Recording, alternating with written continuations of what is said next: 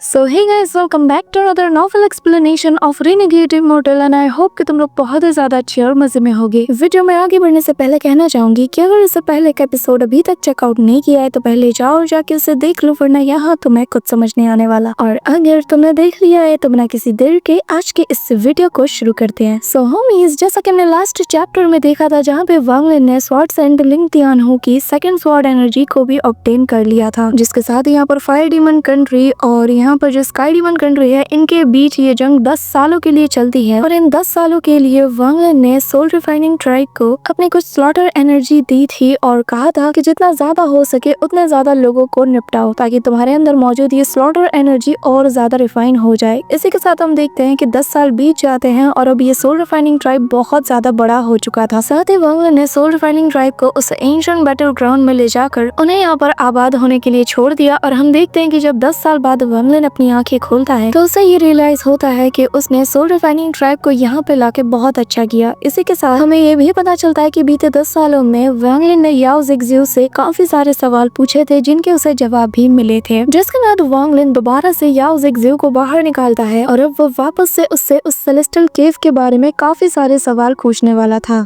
और अब आगे होमीज, हमारे इस चैप्टर के स्टार्टिंग में ही हम वांग लिन को देखते हैं जो कि याओ ज़िक्ज़िऊ से डायरेक्टली कहता है कि बीते 10 सालों में मैं तुमसे बहुत से सवाल पूछे हैं जिनके तुमने कुछ सही जवाब दिए हैं और कुछ के अधूरे, लेकिन तुमने मुझसे एक बार कहा था कि यहाँ पर वो जो केव है जिसके अंदर हम गए थे वो एक सेलेस्टियल एम्परर ने छोड़ा है और इसे मिलाकर यहाँ पर टोटल 4 ऐसे केव्स हैं। तो बताओ आखिर तुम्हें कैसे पता कि यहाँ पर 4 ही केव्स हैं? जिस पर याओ ज़िक्ज़िऊ वांग लिन को कुछ भी नहीं बताना चाहती थी, लेकिन इन 10 सालों में वो समझ चुकी थी कि क्यों उसके फादर ने उससे कहा था कि उसे वांग लिन से बिल्कुल भी नहीं उलझना चाहिए। जिसके बाद याओ ज़िक्ज़िऊ वांग लिन से कहती है कि अगर तुम अपने दाव हार्ट की कसम खाते हो और ये वादा करते हो कि यहाँ से निकलने के बाद तुम मुझे आजाद कर दोगे तो ही मैं तुम्हें कुछ बताऊंगी। जिस पे वांग लिन एक कोल्ड ऑरा रिलीज करते हुए कहता है कि एक बात कान खोल के सुन लो, तुम ऐसी किसी सिचुएशन में नहीं हो कि तुम यहाँ पर मेरे सामने शर्त रखोगी। जिस पर याओ ज़िक्ज़िऊ भी समझ आती है कि वांग लिन से पंगा लेना सही नहीं और वो बता देती है कि असल में उसे ये बात उसके फादर ने बताई थी, यानी कि ब्लड एंसेस्टर ने। और ये बात इन्हें तब पता चली जब मेरे फादर लिंग तियानहू और ओलसीर ये तीनों इस जगह पे आए थे और तब उन्हें इस सीक्रेट के बारे में पता चला। और वो सीक्रेट ये कि ये पूरा का पूरा डीमन स्पिरिट लैंड असल में एक बहुत बड़ा केव है और ये इतना बड़ा है कि हमारी इमेजिनेशन के भी बियॉन्ड है। लेकिन ऐसे टोटल 5 केव्स है जिनमें से 4 फेक है और एक रियल। जिस पे वांग लिन कहता है कि तो फिर तुम जिस केव में मुझे ले गई थी वो जरूर एक फेक केव होगा और आखिर तुम मुझे वहाँ पे क्यों ले गई? जिस पर वो बताती है कि मेरे फादर ने कहा था कि हालांकि ये एक फेक केव है लेकिन मुझे यहाँ पर बहुत ही पावरफुल ट्रेजर मिल सकते हैं, साथ ही ये मेरी कल्टीवेशन को बूस्ट करने में भी हेल्प करेगा, इसीलिए मैं वहाँ पे गई थी। जो सुन के वांग लिन कहता है कि आखिर इन 4 केव्स का असली वाले से क्या कनेक्शन है? जिस पर वो एक लंबी सांस लेते हुए बताती है कि असल में ये जो 4 केव्स है ये एक गेट है उस असली वाले केव तक जाने का। यहाँ पर ये सुनकर वांग लिन कहने लगता है कि मैं इतना जानता हूँ कि अगर स्वॉर्ड सेंट लिंग तियानहू ओलसीर और तुम्हारा फादर एक चीज के पीछे पड़ा था तो इसका रीजन इतना सिंपल तो नहीं होगा। बताओ आखिर तुम क्या छुपा रही हो? यहाँ पे ये सुनते साथ ही याओ ज़िक्ज़िऊ सब कुछ बताना शुरू कर देती है और कहती है कि असल में मेरे फादर का ऐसा मानना है कि असली वाले केव के जरिए से हम 3rd स्टेप में जा सकते हैं, क्योंकि सेलेस्टियल रियलम के कोलैप्स होने से पहले ये cave number 1 celestial emperor King Lin से बिलोंग करती थी। यहाँ पर ये सुनते साथ ही वांग लिन के दिमाग के अंदर इतना बड़ा हलचल होता है कि जिससे वांग लिन भी कुछ देर के लिए सोच में पड़ जाता है। इसलिए नहीं क्योंकि उसे याओ ज़िक्ज़िऊ पे यकीन था, बल्कि इसलिए क्योंकि उसने किंग लिन का नाम लिया और वांग लिन इसके बस 70% बातों पे ही यकीन कर रहा था। लेकिन सेलेस्टियल एम्परर किंग लिन के बारे में ये न्यूज ही वांग लिन को सोचने पर मजबूर करने के लिए इनफ था। यहाँ पे हम देखते हैं कि वांग लिन का रिएक्शन हालांकि बिल्कुल भी चेंज नहीं होता, लेकिन उसके अंदर एक अलग ही हलचल हो रही थी। और वांग लिन अभी भी उस वॉइस को याद करता है जब वो पहली बार इसके साथ उस केव के अंदर गया था और जहाँ पर वांग लिन ने ये आवाज सुनी थी जो कि कह रहा था कि मैं हूँ किंग लिन। जिसके बाद याओ ज़िक्ज़िऊ बताती है कि असल में ऐसे रूमर्स बहुत ही ज्यादा फेमस है कि जब सेलेस्टियल रियलम कोलैप्स हुआ था तो जो नंबर 1 सेलेस्टियल एम्परर किंग लिन है वो वहाँ पे मरा नहीं था, बल्कि वहाँ से वो बहुत बुरी इंजरीज के साथ एस्केप कर गया और फिर वो इस केव के अंदर चला गया और तब से लेकर वो अब तक क्लोज डोर कल्टीवेशन में बिजी है, लेकिन किसी को भी उस असली केव तक जाने का रास्ता नहीं। और इसके बाद वांग लिन पूछता है कि आखिर ये 4 केव्स के बारे में किस किस को पता है? जिस पे याओ ज़िक्ज़िऊ बताती है कि मेरे फादर लिंग तियानहू ओलसीर और क्लाउड सेलेस्टियल कपल ये चारों लोग यहाँ पर आए थे, लेकिन मेरे फादर की कल्टीवेशन ज्यादा हाई नहीं थी, इसी वजह से इन लोगों को जो 3 केव मिले थे उन लोगों ने इसे आपस में बांट लिया और सभी के पास एक एक केव है। लेकिन मेरे फादर की किस्मत अच्छी थी कि उन्हें एक चौथा फेक केव मिल गया और मेरे फादर के अलावा सभी को यही लगता है कि यहाँ पर बस 3 फेक केव हैं और एक रियल केव। यहाँ पे वांग लिन क्लाउड सेलेस्टियल कपल के बारे में सुनकर कहता है कि आखिर ये कौन है, जिस पर वो बताने लगती है कि मैंने भी इनके बारे में बस मेरे फादर से सुना है। जिसके बाद वांग लिन थोड़ा सोचता है और उससे कहता है कि तुम्हारा फादर भी यहाँ पे बहुत जल्द आने वाला है ना। जो सुनकर याओ जिक्जियो तो हैरान थी कि आखिर इसे कैसे पता, लेकिन वो नाटक करते हुए कहती है कि क्या सच में मेरे फादर आने वाले हैं। जिस पे वांग लिन कहता है कि हाँ, इतना नाटक करने की जरूरत नहीं है, क्योंकि मैं अच्छे से जानता हूँ कि यहाँ पर कोई रीजन तो है जिसके चलते तुम्हारा फादर यहाँ पे नहीं आ पा रहा है, लेकिन ये जो स्प्रिट लैंड है ये 10,000 सालों में काफी बार ओपन हुआ होगा और तुम्हें इस बार हर हाल में इस केव को ओपन करना था, इसीलिए तो तुमने एक आउटसाइडर की भी हेल्प ली, इस बात का खतरा जानते हुए भी कि अगर इसे उस केव के बारे में पता चल गया तो क्या होगा। और मैं नहीं जानता कि तुम इससे पहले इस जगह पर कितनी बार आ चुकी हो, लेकिन मैं इतना जानता हूँ कि तुम्हें इस बार हर हाल में इस केव को ओपन करना था। और ऐसा तुम किसके लिए करोगी, सिर्फ अपने फादर के लिए ही ना। यहाँ पर वांग लिन की ये बातें सुनकर याओ जिक्जियो हैरान हो जाती है और हंसते हुए कहने लगती है कि वाकई में तुम बहुत ज्यादा स्मार्ट हो। हाँ, तुमने सही कहा, यहाँ पर मेरे फादर बहुत ही जल्द आने वाले हैं, लेकिन इस बार सिर्फ वही नहीं बल्कि लिंग त्यानु और तुम्हारे मास्टर ऑलसीर भी आएंगे। जिस पे वांग लिन बहुत स्लोली कहता है कि तो क्या वो लोग इसलिए आ रहे हैं क्योंकि इस बार उस टाइड के दौरान वो गोल्डन टोकन दिखा था। जो सुनकर याओ जिक्जियो तो हैरान हो जाती है और वो कहती है मन में कि भाई ये बंदा है क्या, आखिर इसे इतनी सारी इन्फॉर्मेशन कैसे पता है। याओ जिक्जियो कोई भी रिस्क नहीं लेती और वो जानती है कि अगर उसने झूठ बोला तो वांग लिन इमीडिएटली से पकड़ लेगा। तो वो उससे कहती है कि असल में वो जो गोल्डन टोकन है वो असल में एक चाबी है जो कि सेलेस्टियल एम्परर किंग लिन के केव को ओपन करने के लिए है, लेकिन असली केव के डोर को ओपन करने के लिए हमें बाकी के जो 4 केव हैं जो कि फेक केव्स हैं, लेकिन उनके डोर्स को भी सेम टाइम पे ओपन करना होगा, तभी हम असली वाले के डोर को ओपन कर पाएंगे। जिसके बाद वांग लिन उससे पूछता है कि तो फिर तो तुम्हें आइडिया होगा कि आखिर वो टोकन कहाँ अपीयर होगा। जिस पे याओ जिक्जियो बताना नहीं चाहती थी, लेकिन वो फिर भी बताती है कि उस टाइडल अबिस का जो एंट्रेंस है वो फायर डेमन कंट्री के अंदर मौजूद है। अब गाइस, अगर तुम्हें याद होगा तो पिछले चैप्टर में ही हमने रीड किया था कि जो ग्रीड है वो भी फायर डेमन कंट्री में एक सीक्रेट को जानकर रुक गया था। सो मे भी हो सकता है कि ग्रीड को पता हो उस टोकन के बारे में। So move to the story. हम देखते हैं कि वांग लिन अब याओ जिक्जियो को वापस से अपने बैग ऑफ होल्डिंग में रख लेता है और वांग लिन अपने मन में कहता है कि जितना ज्यादा मैं इस डीमन स्पिरिट लैंड में रह रहा हूँ मुझे उतने ज्यादा अजीब अजीब चीजें दिख रही हैं। पहला, मुझे यहाँ पर हुआन लोंग की पेंटिंग नजर आती है और दूसरा, मैं 2 मूफे जो कि एक्जैक्टली सेम दिखते हैं उनसे मिलता हूँ। फाइनली वो बड़ा सा आदमी जो कि दिखने में बिल्कुल लिंग त्यानु जैसा है। लेकिन सबसे बड़ा सवाल कि आखिर और से मुझे यहाँ पर भेजना क्यों चाहता था। इवन कि मैं तो क्वालिफाइड भी नहीं था, लेकिन उसने अपने बाकी के ट्रू डिसाइपल्स के साथ मुझे भी यहाँ पे भेजा। और तभी यहाँ पर उससे बाई वे की कई बात याद आती है जहाँ पर उसने कहा था कि ऑलसीर के 10,000 से भी ज्यादा डिसाइपल्स डिसअपियर हो गए हैं और किसी को भी नहीं पता कि आखिर वो लोग कहाँ गए। और वांग लिन फिर अपने मन में सोचता है कि जब तक मैं ताकतवर हूँ तब तक मेरा कोई भी कुछ भी बिगाड़ नहीं सकता, तो इसीलिए मुझे खुद को स्ट्रॉन्ग करने में फोकस करना चाहिए। इसी के साथ हम देखते हैं कि इन 10 सालों के दौरान वांग लिन ने अपने 9,999 सेट्स ऑफ रिस्ट्रिक्शंस को भी प्रिपेयर कर लिया था और वांग लिन के जो 1 बिलियन सोल फ्रैग के अंदर 100 मिलियन सोल फ्रेगमेंट्स थे, वांग लिन इन्हें बाहर की तरफ छोड़ देता है और ये उस टावर के आसपास ऐसे चक्कर काटते हैं जैसे कि ये उस सोल रिफाइनिंग ट्राइब का एक सिंबल बन चुका हो। और 100 किलोमीटर दूर से भी इस टावर को देखा जा सकता था जिसके आसपास 100 मिलियन सोल फ्रेगमेंट्स चक्कर काट रहे हैं। साथ ही वांग लिन ने ज्यादातर वक्त गॉड स्लेइंग वॉर कैरियर पर लगे उन 5 सील्स को स्टडी करने में बिताया और इस वक्त तक वांग लिन बहुत मुश्किल से फर्स्ट सील को ही रिमूव कर पा रहा था। लेकिन अब वांग लिन की कल्टीवेशन एक्सटर्नल लेवल के अर्ली स्टेज पे पहुंच चुकी है, तो वो यहाँ पर उसके सेकंड सील को रिमूव करना चाहता था क्योंकि ये सील इस बीस्ट के लाइटनिंग पावर को सप्रेस कर रही है और वांग लिन को इस लाइटनिंग पावर में बहुत ज्यादा इंटरेस्ट आ चुका था। वांग लिन सेकंड सील को ओपन करने के लिए पूरी तरीके से श्योर था, लेकिन वांग लिन जब एनालाइज करता है तो इसे पता चलता है कि अगर उसने इसे ओपन किया तो हो सकता है कि ये जो बीस्ट ट्रैप है ये पूरी तरीके से कोलैप्स हो जाए क्योंकि इस बीस्ट की स्ट्रेंथ और ज्यादा बढ़ जाएगी। तो इसी के साथ तो वांग लिन यहाँ इस टावर से 5000 किलोमीटर दूर पे जाके टेलीपोर्ट होता है और इसके सामने वो बीस्ट ट्रैप भी होता है और यहाँ पर जैसे ही वो बीस्ट बाहर आता है तो वो वांग लिन की तरफ देखकर उसे दहाड़ना शुरू कर देता है। इसी के साथ यहाँ पे वांग लिन के पास कुछ 7 सिंबल्स होते हैं जो कि इसके जो क्रिएटर है उसने वांग लिन को दिए थे और एक बार इन 7 सिंबल्स को उस बीस्ट के ऊपर अगर वांग लिन ने प्लेस कर दिया तो ये जो बीस्ट है ये अब अपने ओनर को रिकॉग्नाइज करने लगेगा। लेकिन ये काम इतना आसान नहीं होने वाला था क्योंकि वांग लिन जब उन 2 सिंबल्स को इस बीस्ट के ऊपर लगाने वाला था तो इसके लिए इस बीस्ट पर लगे बाकी के सील्स को भी वांग लिन को रिमूव करना था और जैसे ही वांग लिन दूसरे सील को रिमूव करता है तो यहाँ पर इस बीस्ट की ताकत और ज्यादा बढ़ जाती है और अब ये वांग लिन के ऊपर अटैक कर देता है जो देखकर वांगलिन समझ जाता है कि उसकी स्पीड अभी इतनी ज्यादा नहीं है। तो वांगलिन अपनी बॉडी से अपने ओरिजिन सोल को बाहर निकलने का ऑर्डर देता है और हम देखते हैं कि ओरिजिन सोल उन दोनों सिंबल्स को पकड़ के इस बीस्ट के आईब्रोज के करीब उसे डाल देती है, जिसके बाद ओरिजिन सोल वापस से वांगलिन के बॉडी में चली जाती है, जिस वजह से वांगलिन अपनी आंखें दोबारा से खोलता है और वो पाता है कि ये बीस्ट अब पहले से ज्यादा शांत हो चुका है। इस दौरान सीन शिफ्ट होता है और हम यहाँ से काफी किलोमीटर से दूर पे